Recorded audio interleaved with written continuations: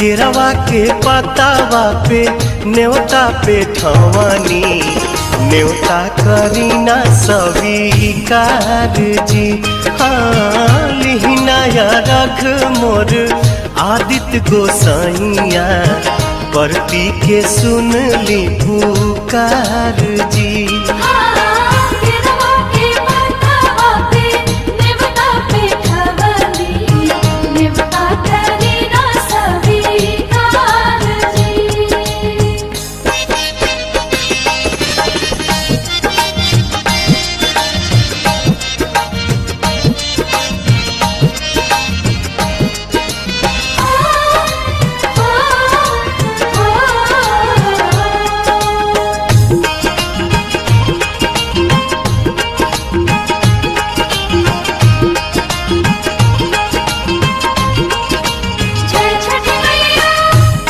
हम अरघ दुनो बेरा आदित्य तोहे सझिया फजीरे।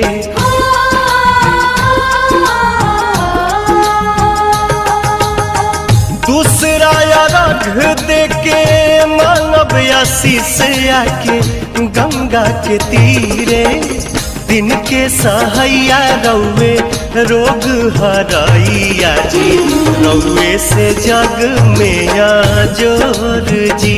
हाँ केरवा के पतावा पे न्योता पे ठवानी न्योता करीना स्वीकार जी।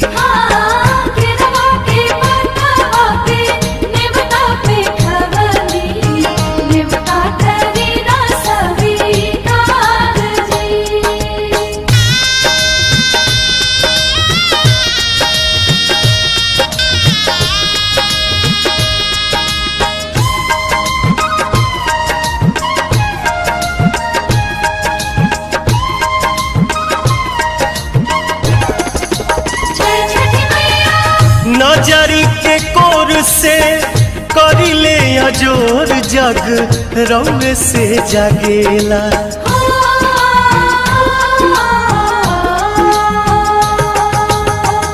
रौवे से रात होला रौवे से दिन काल चक्र चलेला। हर साल करब बरत आई छठी घटिया हमनी पकड़ब उपकार जी। हाँ लिहिनाया रघ मोर आदित्य गोसाइया परती के सुन ली पुकार जी।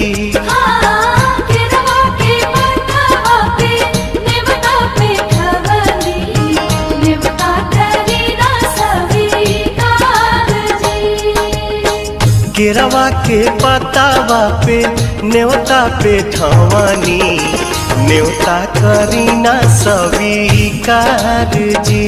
हाँ लिहिनाया रघ मोर आदित्य गोसाइया परती के सुन ली पुकार जी।